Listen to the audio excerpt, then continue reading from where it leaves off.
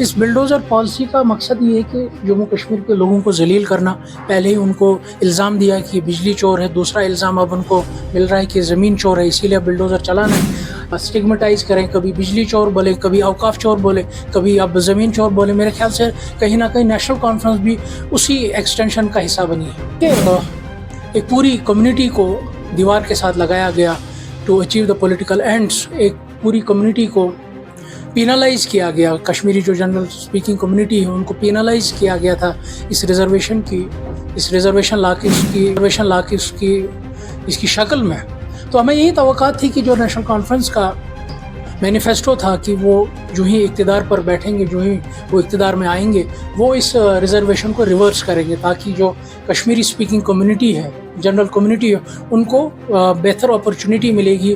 جو ان سے چھینا گیا تھا ان کو واپس ملے گا. مگر بدقسمتی سے پچھلے 1 سال سے ہم نے دیکھا کہ نیشنل کانفرنس نے اس ایشو کو ویپنائز کیا. ان کا ایک لیڈر چلو کی کال دیتا ہے, دوسرا جو لیڈر ہے وہ بولتے ہیں ہم کیبنٹ کمیٹی بیٹھی ہے, کیبنٹ رپورٹ بن رہی ہے وغیرہ, مگر کوئی ریلیف ہمیں نظر نہیں آ رہا ہے. کہ کافی بدقسمتی ہے, کافی مایوس کن ہے کہ جو یہ دیکھیے پہلے ہمیں یہ کانٹیکٹ سمجھنا چاہیے کہ اچانک ہی بلڈوزر کیوں.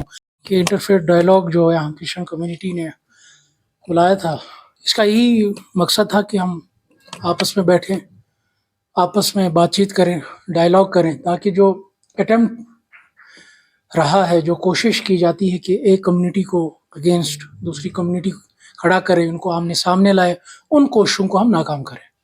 دیکھیے جہاں تک ریزرویشن کا معاملہ ہے, میرے خیال سے یہ one of the most burning issue ہے. میرے خیال سے 370 سے زیادہ یہ ایک وہ ایشو ہے جس کا براہ راست یہاں کے نوجوانوں کی زندگیوں سے تعلق رکھتی ہے. اور پورے نیشنل کانفرنس کا یہ منشور ہی تھا کہ وہ جو بل وحیر رحمان پرا جو ہمارے جماعت کے ساتھی اور ایم ایل اے پلوامہ, اس بل کا مقصد ہی یہی تھا کہ جو یہ غریب لوگ ہیں جو گھاس چرائی پر کوئی 2 مرلے پر بیٹھا ہے, کوئی 3 مرلے پر بیٹھا ہے, اور وہ کافی سالوں سے بیٹھا ہے. یہ نہیں کہ وہ 5 اگست 2019 کے بعد اس زمین پر بیٹھا, تو وہ تو کئی صدیوں سے وہاں رہ آ رہا ہے.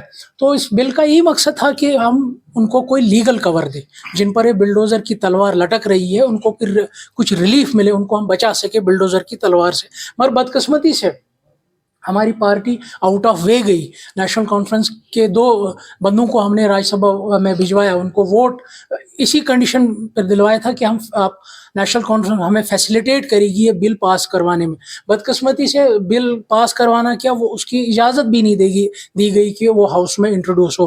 ایسا لگتا ہے کہ جموں کشمیر میں نیشنل کانفرنس بھی کہیں نہ کہیں LG انتظامیہ BJP کی ایکسٹینشن بنی ہے. جس طریقے سے BJP چاہتی تھی کہ مسلمانوں کو ذلیل و خوار کریں, بلڈوزر ان پر چلائے ان کو. میں نیشنل کانفرنس کو یہی بتاؤں گا جو آپ کو 2014 میں مینڈیٹ ملا تھا, چاہے پیچھے کس جماعت کی غلطی رہی, کس حکومت کی غلطی رہی, مگر کشمیریوں نے 2024 میں آپ کو 1 سائیڈڈ مینڈیٹ اسی لیے دیا تھا. جو بھی ہسٹوریکل رانگس ہوئی ہے, جو بھی لیجسلیٹو رانگس ہوئی ہے, جو بھی ایگزیکٹو رانگس ہوئی ہے, آپ ان تمام رانگس کو رائٹ کریں گے. آپ کو میرے خیال سے اس مینڈیٹ کا احترام کرنا چاہیے جس کی خواہش جموں کشمیر کے لوگوں نے کی تھی کہ تمام تر جو ہمارے معاملات ہیں, ڈیلی ویجرس ہیں یا پولیٹیکل ایشوز ہیں یا روزمرہ کے ایشوز ہیں, نیشنل کانفرنس کو اس سمت میں کام کرنا چاہیے. اور وہ تمام وعدے وعید جو آپ نے جموں کشمیر کے لوگوں کے ساتھ کیے تھے, ان وعدوں کو آپ کو زمین پر اتارنا چاہیے.